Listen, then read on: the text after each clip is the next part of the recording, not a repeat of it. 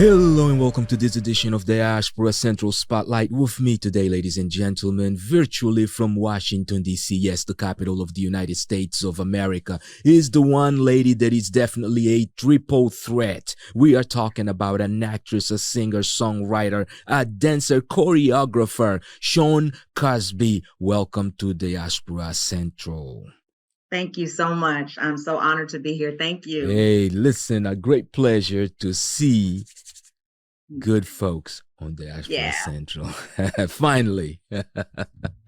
Finally. Yeah, long time planning, but Long time. I'm glad that it happened, because sometimes things have to happen when they need to happen.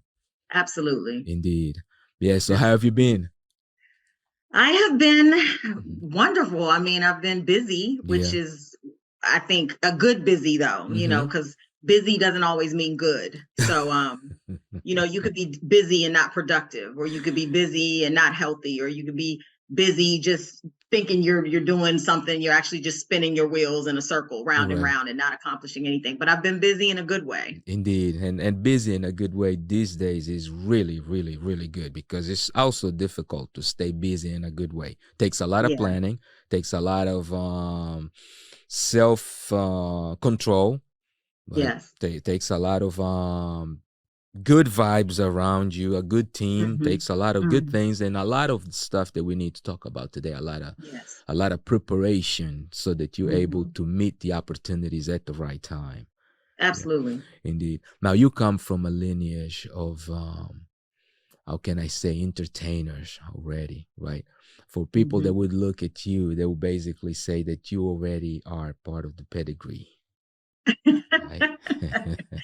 Well, yeah, I'd say yes and no. I was not one of those people that was born with an innate talent to dance or write or choreograph or any of those things. Okay. It was something that I started at 7, and I was just passionate about when the first time I saw it.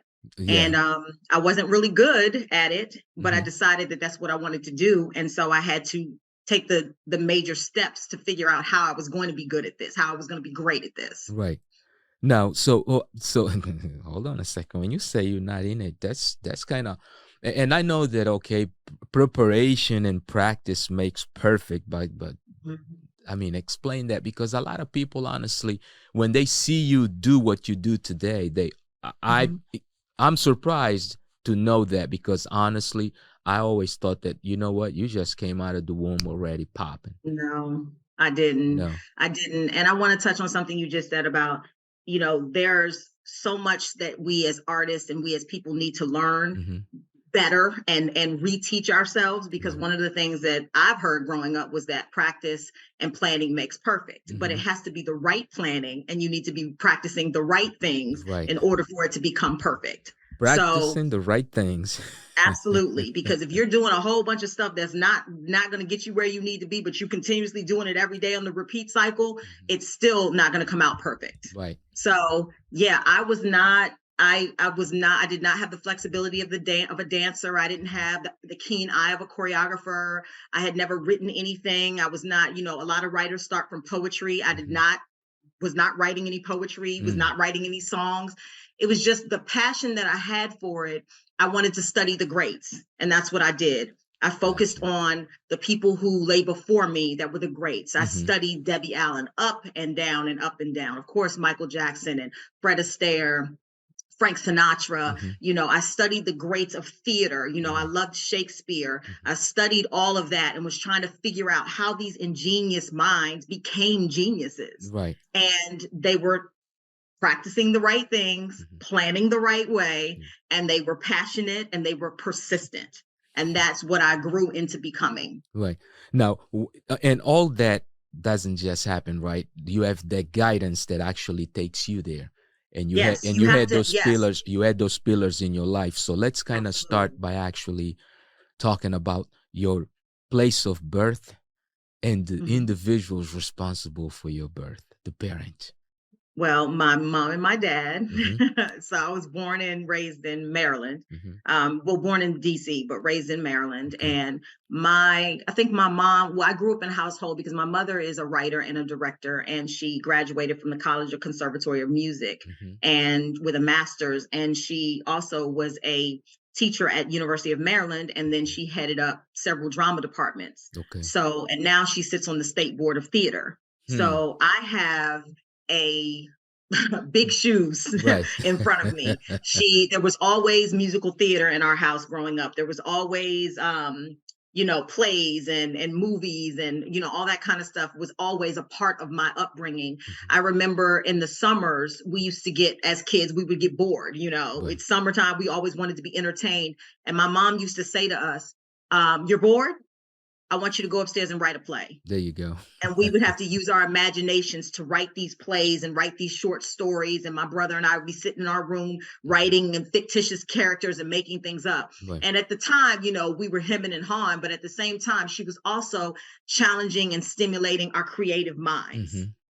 To be able to do this. She didn't know at the time that I was going to take off with it, but I think that she did know something Yeah. because she saw how passionate I was about it. Now, my Mm-hmm. father is not in the arts at all. Mm. He is a logical thinker, like go Okay. get a job, like have a paycheck. He is not that guy. However, he is super supportive and Right. always has been of, the arts and anything that I wanted to do, all of my crazy ideas. He's there every Right. movie premiere, every show. Indeed. He is there taking tickets or dropping something off or Right. building something I need, There you so go. he's been very, very supportive like that my entire career. Yeah. You didn't mention their names though. Give us the names. Oh, SHAWN Cosby, Mm-hmm. SHAWN Cosby, actually, it's Yeah. pronounced SHAWN Cosby, and Mm-hmm. Robert Cosby. Yeah. Both parents, great Yes, parents. I had great the honor. I parents. had the honor of meeting both, and actually see both of them in their element, which has been really Uh-huh. wonderful. Yeah, Yep. yeah. Now, you said that at age 7, you kind of actually, before I even get into that question, let me give continuity to something regarding to family. You mentioned your brother. Yeah, Yes. yeah. What is your brother's name? My brother's name is Damian Cosby, and I Mm-hmm. have an older sister. Her name is Nikki Corbin. Okay. Now, are all Mhm. three of you guys also into arts, or you the only one that Actually, my brother, Mhm. he dabbled a little teeny bit into musical theater when he was in junior high. Okay. And he actually went on to be a basketball star in high school, Mhm. got a basketball scholarship to go to college, Mhm. and then decided that he wanted to change to golf. And now he is a Mm. pro golfer. Oh He wow. was the head of all of the golf courses in Cleveland, Ohio, and has Mhm. now transitioned back to DC to become the head of all the golf courses here. There you go. So Yeah. yeah, so Yeah. his niche is golf. Found his calling. Yeah, right, Yeah. right. Found his purpose. Yeah. Right. And Yeah. Mhm. my sister definitely has a knack for the arts. Okay. She does event planning. She does, she puts together shows. She had a dance school in Mhm. Texas. Her daughter is a ballerina and now Mhm. teaches dance at a performing arts school. Okay. So it's running through all of Yeah. us. There you go. And that's that beginning. That's that strong beginning that mom's how can I say, nurturing of Hmm. creativity, right? Now, you had mentioned that at age 7 you fell in love with it, Hmm. right? What was the it? I think that the it for me was, and I'm super grateful for this. Mm-hmm. Um, People spend their whole lives trying to figure out why they're here. Yeah. What are they supposed to do? And I think that it's not just about why you're here, Mm-hmm. it's about what it is that you're supposed to give. What impact are you supposed to have? Mm-hmm. I knew at an early age that I was considered the underdog. Mm. And I knew that I needed to begin to fight for myself as the underdog and also to fight for other people, other performers, other actors that are unseen, unheard, overlooked, Mm-hmm. under challenged. All of those kind of things. I knew that was going to come somewhere in my path. Right. And I had to have the skill set and learn all of these things to get me to a place Mm-hmm. where I could then ultimately turn around and give back and help and pull the underdog up Mm-hmm. and nurture those people that don't have the influences, the opportunities, the village around them. Mm-hmm. So at an early age, I kind of knew what I was supposed to do. Okay. And I know 7 seems like a young age to figure that out, Right. but it was around, I would say around 11 or 12 that I really said, I want to do something in this business where Mm-hmm. I can be the person that makes the decision. So no one will ever be overlooked, and no one will ever, no matter what size you are, what shape you are, what color you are, Mm-hmm. what religion you are, we'll all be together. I Right. kind of was like on that plight to do that. There you go. And that's the thoughts of a boss lady. And with that in mind, let's go into our first break. So let's take a look at the latest video that they have actually just released as a group. And that the group is No Label, if I stand correct. No Label. So what is the title of the video? The title of the video is called My Crew. All right, My Crew. So let's go into My Crew by No Label right here on Diaspora Central Spotlight, where SHAWN Cosby, yes, the triple threat, SHAWN Cosby, is in the building. Me riding on a beat, Durango. Now I got you moving on your feet, let's tango. My crew, vibrant and gliding, that's a talent. They say pull up, so we pull up, then they pull off. Me and my crew coming in hot and set the block off. They try to imitate our style, that's a knockoff. I fall down, yeah, they got me. Play around, not one body. What's that sound? Lottie. With my crew, we bout to party. Yeah, that is a feather, but stronger together, yeah. Can't hold me down, nah. And any weather, so breathe, let it go and flow. Hit it like it's go-go. Yeah, so here we go. Well, sisters and fellas, it's time to get your groove back. We provide the vibes, you duplicate the OG cool cat. And we are back. If you just tuned in, you now join Diaspora Central Spotlight with Gil Ingles, and our guest today is the boss lady, SHAWN Cosby of the group No Label, a choreographer that is definitely decided and determined to create a space that would nurture new dancers. SHAWN Cosby, you're 11 years old, and you know that you want to help those that don't have the ability or the access to the things that you can do. So what was your first idea to get to them? My first idea was to start a hip hop dance company, and I did that at the age of 15. Okay. What was the name of the company? DC Showbiz Dancers, founded by my one and only teacher, dance instructor, and fairy godmother, Miss Joyce Moso Stokes. Wow. Let's talk a little bit about her. She was, the first day I met her, I was 7, and my mom actually brought me on the wrong day for my class. And I was so upset because I thought I wasn't going to be able to dance. And you got to imagine this little girl with pigtails and a baggy leotard, ready to dance, Right. all to get to dance class. And they say, oh, no, your class is scheduled for Wednesday, not Saturday. Oh, wow. And I'm, getting ready to cry. And she looked over at me and she said, bring a chair over here. And I brought a chair to the center of the room, and it was a folding chair. And she taught me my first ballet lesson on a folding chair. Wow. And it wasn't even my day to be in class. And that one gesture taught me a multitude about who she was as a person. And just giving and kind, and goes above and beyond for the arts and dancers. And that was the beginning of my tutelage. That was beginning of who the people I looked up to were. Her and my mom, I looked up to them as the superheroes. Right. Yeah. And those are my superheroes. I wasn't looking outside for anybody else because I had those superheroes in my life. Yeah. And she taught me, she trained me, she encouraged me to go seek, dance training elsewhere because she wanted me to be great. I went to performing arts high school, and at 15, I told her I wanted to start a dance company. And she allowed me to do that under her umbrella, and I was the choreographer at 15 years old. Wow. Choreographer at 15. I was actually, of course, I mean, you are Gen X, right? So you basically grew up with hip hop. Yes, right? Absolutely. Yeah, you grew up with hip hop as hip hop real is happening, hip-hop. Right? Yeah, you growing up with it in it, right? So at some point, of course, you said you still took the ballet class, right? Yes. Yeah, and still took everything: ballet, modern, tap, jazz, musical theater. Okay, so when does hip hop come into your life? hip hop it's kind of like deciding your major in college. Mm-hmm. You know, you have to, as a freshman, you go and you take everything, Yeah. but then you narrow it down what Right. what you really, really are passionate about. Yeah. I am in love with everything arts, you know, all genres of dance. But Yeah. where I found the best place for me to storytell and be free was in hip hop. Wow. And and that's what it was. Yeah. and at that time it wasn't even as popular as it is right now, because would it already play on the radio, like on or we were still on special stations, let me right? tell you, it was not very popular Yeah. when I started. Mhm. It was something that was considered underground at the time. Mhm.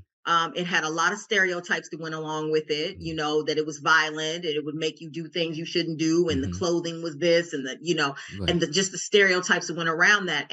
And I will tell you that in DC, when I started the hip hop dance company, hip hop as a dance form was not respected at all. Mm. At all. Mhm. We were ousted by a lot of people in this in the DMV. You know, Right. I love the DMV and I will always rep the DMV, but at the same time, I'm going to tell the whole truth and nothing but the truth. So help me God. So Indeed.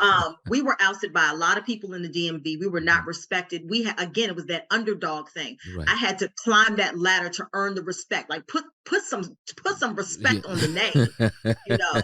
So yeah, but it was not easy. It was not easy. Yeah, indeed. And just to clarify for our audience, I mean, why in DC hip hop at that time was not respected? Because a lot of people don't quite understand what really the groove of DC is. Go ahead and let them know what that is.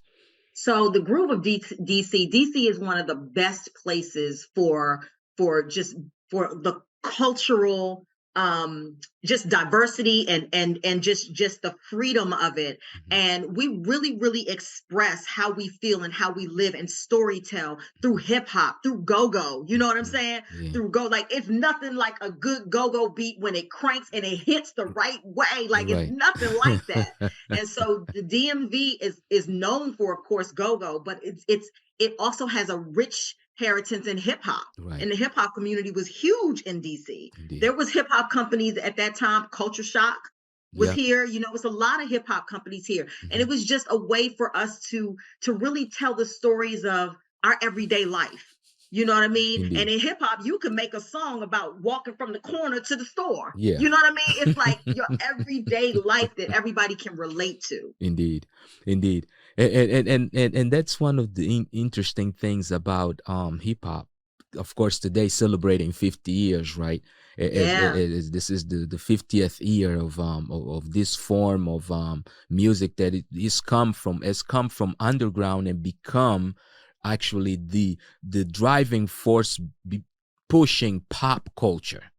Yeah. Right. Yeah. So what was underground is now pop. And the one interesting thing that I talk about hip hop and I tend to sometimes even connect that to the African heritage is the fact that the same drum that in Africa was playing the one beat came across the Caribbean, then to the Americas, to North America. It's now the same drum also going back and driving change within the continent, right?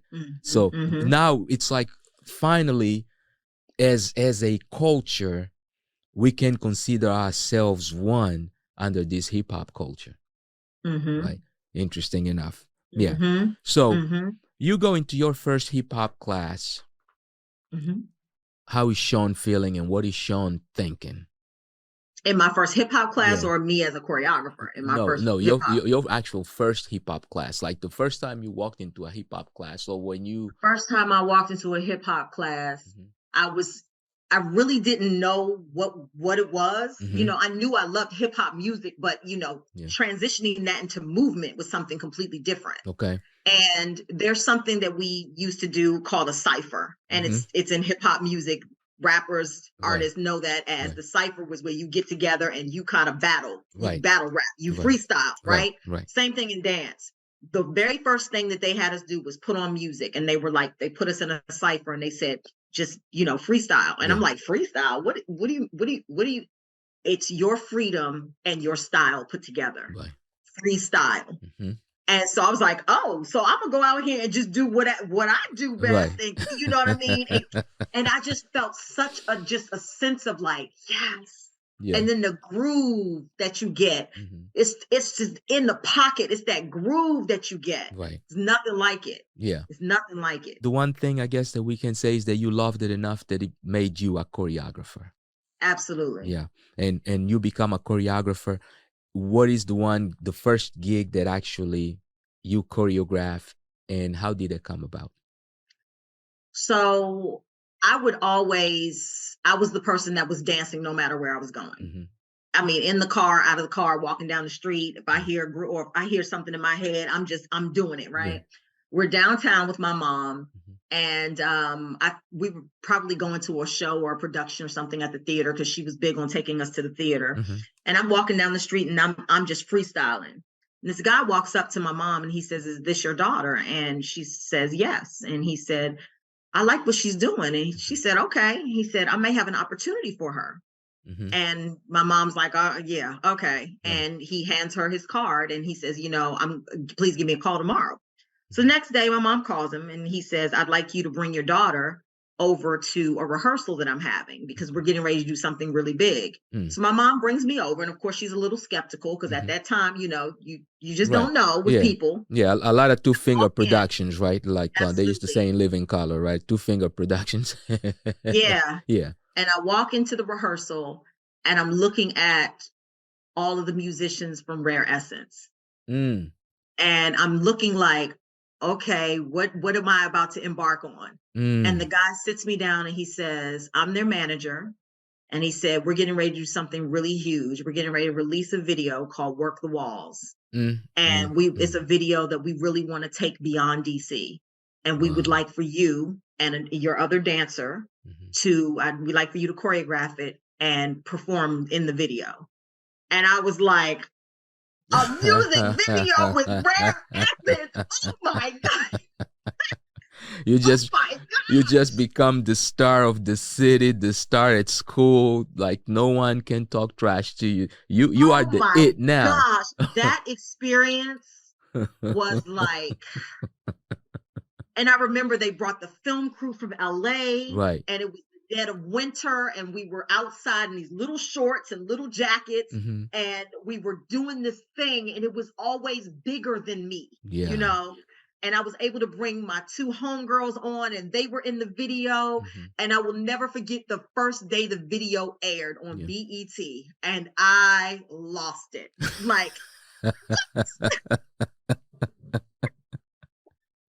whenever that song comes on, I just judged a dance competition, right, like 6 months ago, and I'm sitting at the table and I'm getting the judges stuff together, and all of a sudden the guy gets on the mic and he's like, "The original dancer from Rare Essence Work the Wall video, SHAWN Cosby," and they played the song, and then the crowd just erupted in this whole like dance party. It was so great. Yeah, it was indeed. So great. Indeed. But you know what? When you have a God-given talent and you know that that's what you are meant to share, every time you share it, it really becomes that kind of live. And our audience loves to definitely take a look at some of the stuff that you also have to share. Is there another music video of yours, either of yours or maybe a movie, anything that you guys do? Maybe a commercial even for your a spot for your company. This should be the commercial for my company. Okay, so let's go into this very quick break and take a look at some of the details of the company that SHAWN Cosby runs. And what is the name of the company, Sean?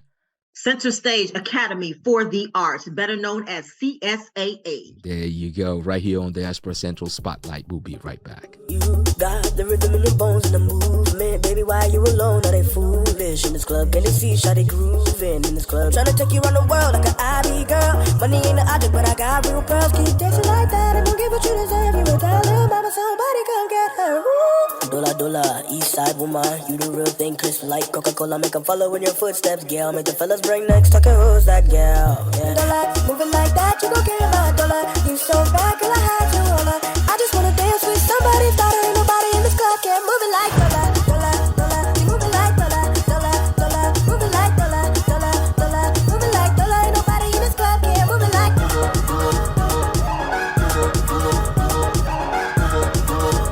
Move it like Dola. Ain't nobody in this club can move it like Dola, Dola, Dola. Move it like Dola, Dola, Dola. Move it like Dola, Dola, Dola. Move it like Dola. Ain't nobody in this club can move it like Dola.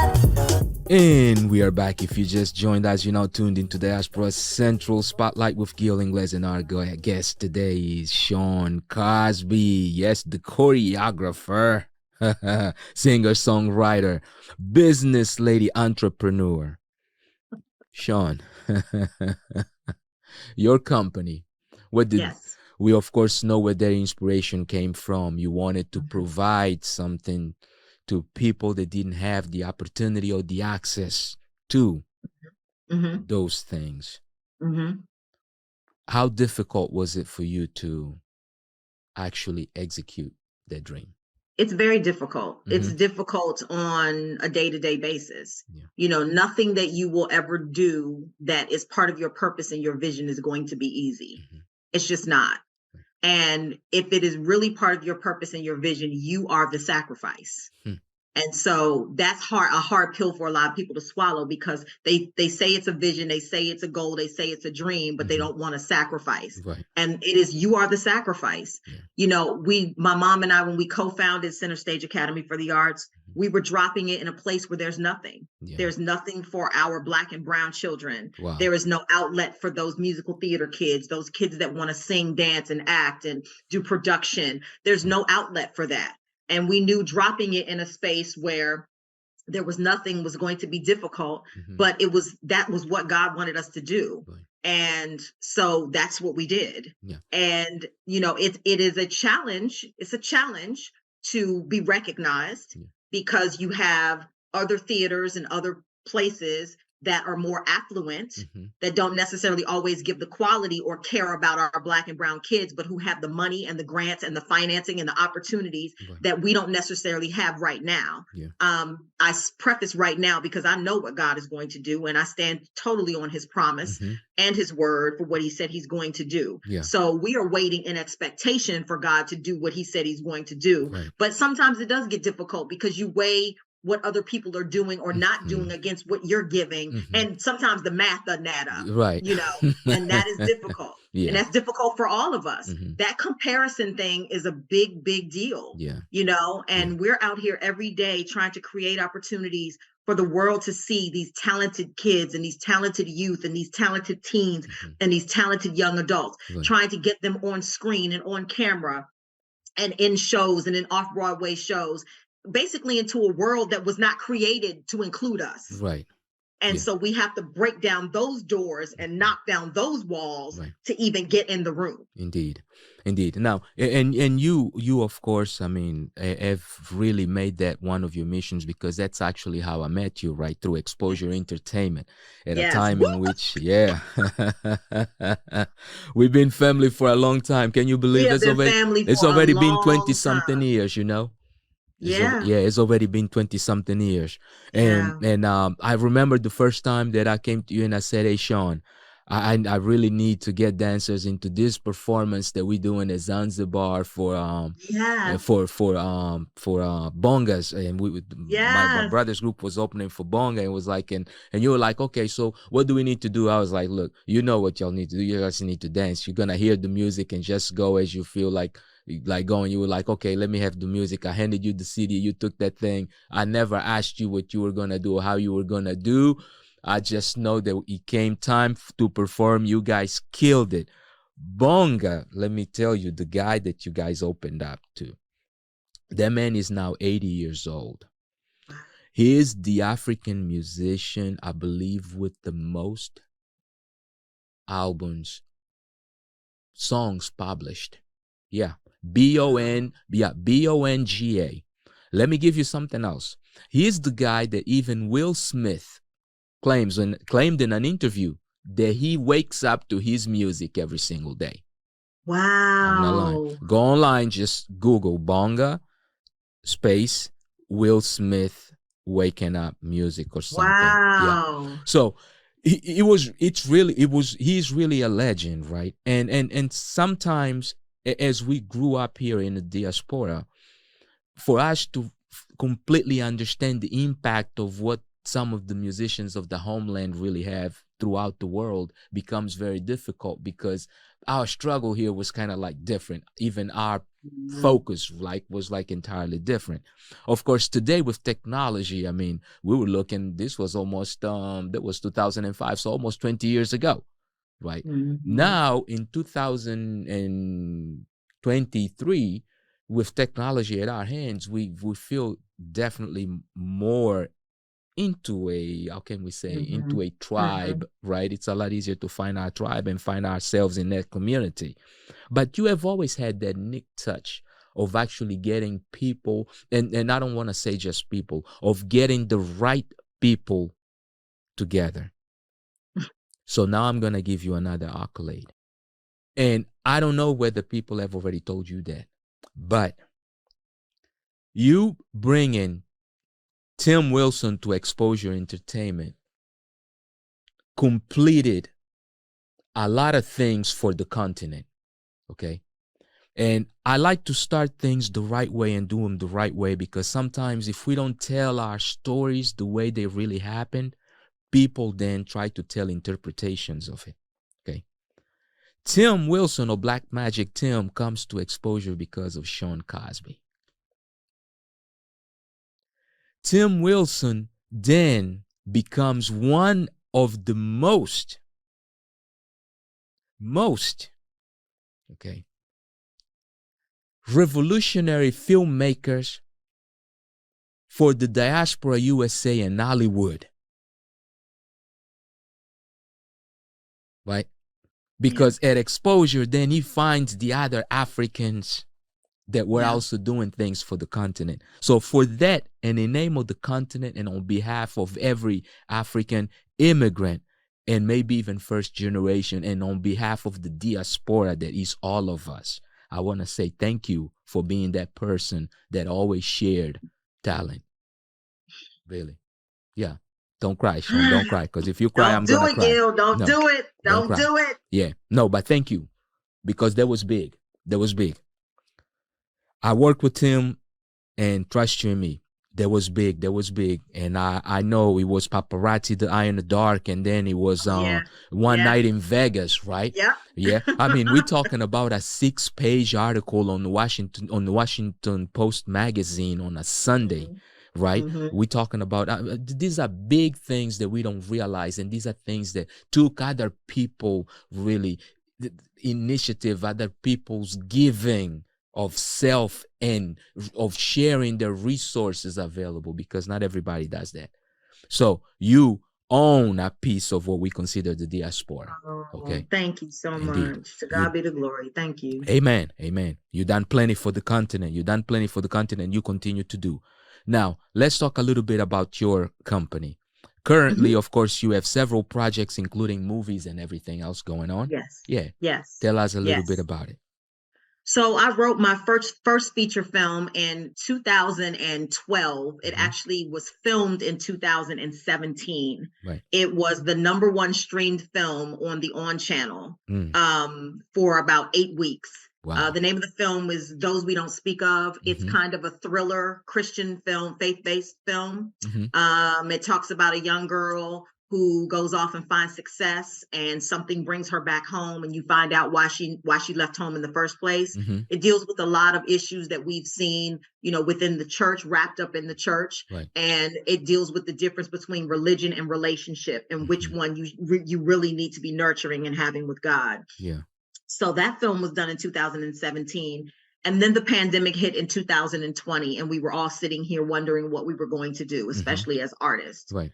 And a friend of mine called me and said, hey, we have a #1 film on the ON channel. We need to have one in the pocket. And I'm going, it's COVID. Right. And he said, yeah, let's shoot it. So who was that friend? Who was that friend? Pranillo Tree Walters, shout out to him. He has a company called Outreach Productions. He did all of my DPing, cinematography, audio, all of that, editing. He's an amazing, amazing cinematographer and editor. And he does a whole lot for the whole DMV area, and including his own company. Yeah. So I started writing. 2 weeks later, I had a full-page script, 100 and whatever pages. Yeah. And we did a casting. I didn't think anybody was going to come out because it's COVID. It was at the beginning of COVID. Nobody knew what this thing was. It was taking over the whole entire world. And, and people, 100 and I looked outside for the dancer call, and it was over 140 dancers outside. Wow. During COVID. And then the actors call, we had about 70 actors come out, and one drove as far as from Ohio to come into audition. Wow. Because she had heard about it and had heard about the work. Yeah. So we were able to film that. It's called 33rd in Memphis. It's an absolutely wonderful film that I'm so proud of. Mm-hmm. It premiered this past August at the AFI, American Film Institute. Mm-hmm. It sold out there for 2 days, and then it went to Magic Johnson Theater. Yeah. Did extremely well, and now it is circulating through the film festivals. Okay. So, Shawn, let's take another quick break. You know that I'm going to try to rob a few more minutes out of you, but we got to take a look at this trailer, at least a few seconds of this trailer. And, of course, the movie is available and people can download from a lot of the streaming platforms, correct? Well, not yet. It's going to do the film circuits, and then we will announce where people can get it streaming. Got you. But there is a website, of course, that they can definitely access. There's a whole website with all the information on it and everything. All right. And that's 3030 Memphis. Yes. Okay. 33rd in Memphis. Yeah. So let's go into a very quick break and take a look at the trailer for 3030 Memphis right here on Diaspora Central Spotlight. We'll be right back.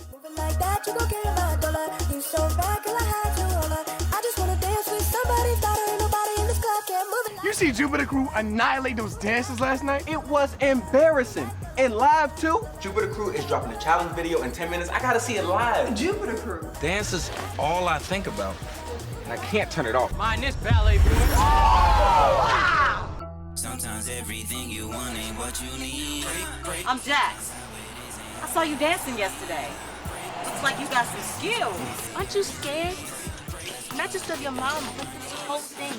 Shouldn't this be my life? I get it, Rick, and I know it seems unfair, but mine's not gonna budge. See, here, we learn the foundation, then we move up. So you ready to work or not?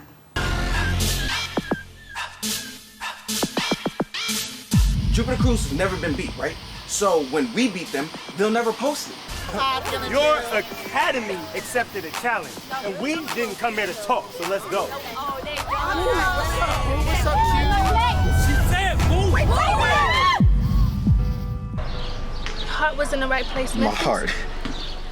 My heart does nothing but cause me trouble. Memphis, there is no dance crew in this entire world that's more important than your life. Boy, are you crazy? My show is tomorrow, 7 o'clock, 33rd in Prospect. And I'm gonna dance.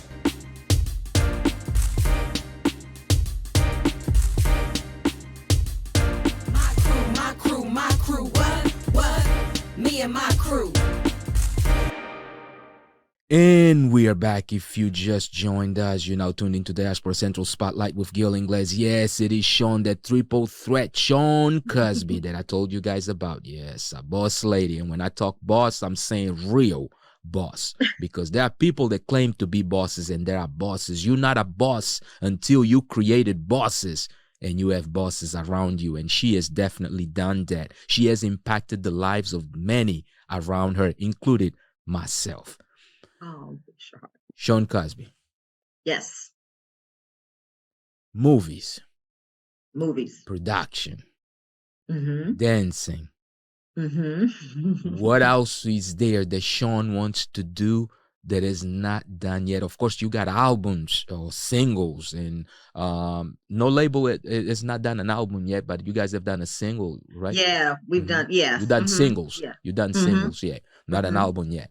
Okay, so all of those things put together, let's actually start by dissecting first. New label. Okay. The group. Right? Yes. There are 3 of you guys. There are 3. Okay, it's you. Yes. Name the other members. Dada Corleone and Danny Blaze. Yeah. How did that idea come about? I think I was watching girl groups. You know, I've been a big fan of girl groups since the 90s. You know, Escape, TLC, SWV, you name them, you know. Yeah. And I always wanted to do something where we could be totally individualized, but within a group. Right. And I wanted us to be all different, but authentically all different, not putting on a persona or giving somebody a persona or a vibe or an image. Yeah. I wanted it to be girls that were authentically different, but somehow we just work. And that happened with Danny and Dada. I mean, Danny is total tomboy. You will probably never see her in a high heel. Yeah. And that's just not her vibe. Yeah. She's baggy pants. She's a cute crop top. She's funny and funky and spunky, and energy is always on 1,000. Right. You know, then you have Dada, who's totally unbothered, cool, collective, laid back. But when she opens her mouth and spits these lyrics, they're just so raw and so gully and so you know, and then there's me, and I'm the inspirational one, and I'm always the one that's trying to motivate people and tell people which way to go and what we need to be doing and how we need to act and what we need to be, and that we can overcome anything. You know, and I'm kind of the fashion one, so I'm doing all the fashion for everybody. So it was just 3 different women that just come together in their differences and just work. And that is good, because guess what? It shows. And it shows because you guys have been running for going on what, 20? Yeah. 20 years. Yeah. Still crew. Yeah. Still crew. All ups and downs and everything else, because you guys are doing what you're loving, and you now nurturing a new generation of entertainers, right? Yeah. Yeah. So now, film, of course, it's something that very few people get into. What was your biggest influence to get into film? For writing? Yeah. I felt that we were devoid of stories that were our own. I was tired of the narrative that there's a single broke mama living in the hood, raising a child that's out of control, you know, and that is not to say, and I want to be very clear about this, that is not to say that that's not some people's narrative, because it absolutely is their truth. Indeed. And there is a place for those stories, but that is not our only story. Exactly. That is not our only story. And that's the problem that I have with it, is that in other cultures, in other colors, you see a wide range of their stories. Spectrum. But when it comes to us, you see one narrative. They try to... And I said, I'm sorry, go ahead. No, they try to always paint that, I guess, as a monolithic, right? Yeah, when it is really very diverse. Yeah, and I will tell you, there have been several auditions that I've gone on, and several actor friends that I have that have actually been told by casting directors and directors, you're too pretty for the role, or you don't look black enough for the role. Well, what does that mean exactly? You know, does every black girl look the same? Does every black guy look the same? Does every black mother act the same? No. You know, and I was tired of that narrative. And my mom always taught me that if you see a problem and you have a problem, do something to fix it. There you go. And however you need to fix it, go forth and do that. And how I sought to fix it was to take pen to pad and start to write my own narrative. There you go. And you have successfully done so. Congratulations on the movies that you have done. Of course, the things that we don't speak of is still is that one available also? Yes, you can still stream that. Yeah, you can still stream that, available on all platforms. And that was your first one. Yeah, that was my first so one. That's your baby right there. We probably gonna go ahead and close with that one, really, when we end the show. Now, is there anything that the community can do to help the efforts that SHAWN Cosby and SHAWN's vision? Actually, yes. I would say, you know, people ask me this question all the time, and sometimes it's not just about money, although we love money, and money does a lot of things for us to be able to do a lot of things. But it's also about community support. Show up at a show, buy a ticket, volunteer. You know, if you are somebody that has a business yourself, let's barter and trade. Let's see what my company can do for you and your company can do for me. Let's build those relationships, those branding opportunities. Let's come together as a community to see how we can support each other. You know, there's a saying that the person who has the answer to your problem is 6 degrees of separation from you, you know, which goes to show that somebody in your immediate circle has the answer that you've been looking for. But if we don't communicate, if we don't network, if we don't get in each other's lives, we'll never know that. Indeed. You know, come to a show. We perform. My company does shows all year round, and I post it all the time. You know, show up. Buy a ticket. If you can't show up, donate a ticket to somebody who can't come, or just donate the ticket just because. You know, I try to go to every one of the shows I can throughout the year that I know friends who have companies, and try to support them. And even if I can't be there, I purchase a ticket. So try to do that. You know, that those things are important for our community to come together. Other communities do it, and it works well for them, and it serves them well because they are operating within their own network of people. And that is so important. Yeah, that is a good lesson even for me, because I'm actually I'm not as disciplined as, and especially now that I'm between DC and Houston, Texas, I need to build the discipline of actually, even when I am not in DC, I still should be buying tickets for some of those activities happening there, and maybe donating to people who can actually go and expose them to it. So that's a good lesson. I'm taking note on that one myself. Now, of course, you have a brick and mortar place, right? You are an actual institution. Where are you located? And what is the website for the facility? We are located at 6901 Old Alexandria Ferry Road in Clinton, Maryland. And our web address is www.centerstageacademyforthearts.com. So it's Center Stage Academy for the Arts, and 4 is it a number 4 or FOR? FOR. FOR. Yeah. Center Stage Academy, FOR, thearts.com. All right. Yeah. And what are some of the programs that you currently do? Let's say, for instance, what is your flagship program, and what are some of the programs that you probably have that need maybe a little bit more outreach? So all of our programs need more outreach. I mean, I will never say that we are at a plateau of where I would like to see us, you know, to see us. I think that we always have room to grow. You know, our criteria is based upon, or is geared to those that want to work professionally in the entertainment business. We start at age 7 and we go all the way through age 87. So we have adults, children's, teens, youth, everything. We perform all throughout the year. We do different productions throughout the year. We go into a summer performance series, and it's a 6 weeks program that ends in a full production in August. And you do not have to be a part of Center Stage throughout the year to be a part of our summer program. But our regular curriculum throughout the year, we teach ballet, modern, contemporary, acting for television and film, acting for musical theater, and vocal performance. And that is by professionals who actually are in the industry, have been in the industry, and are successful. All of our instructors are working in the business. Right. Yeah. And they are working in the business. Right. And some of you guys are actually scholars who have taught that for quite a while in the business. Yeah. Yes. If there was one piece of advice that you could leave with an individual that was probably thinking about entering the entertainment business or the music industry, what would you say to them? I'd probably say 3 things. 1, do the work, because there is no elevator to success. There's only a stairwell, and you are going to have to climb each step. Do the work. Do the work for the art form. Do the work. Get in class. Get in classes that you know are going to take you into a place where you really want to go. That'd be the first thing I would say. The second thing I would say is know your why. Why do you want to do this? That's very important, because depending upon your why is going to navigate where you go, what you tolerate, who you have around you, what type of behavior you're going to exude. Because a lot of us have poor behaviors when it comes to wanting to be in the arts, and then we're mad that we're nowhere.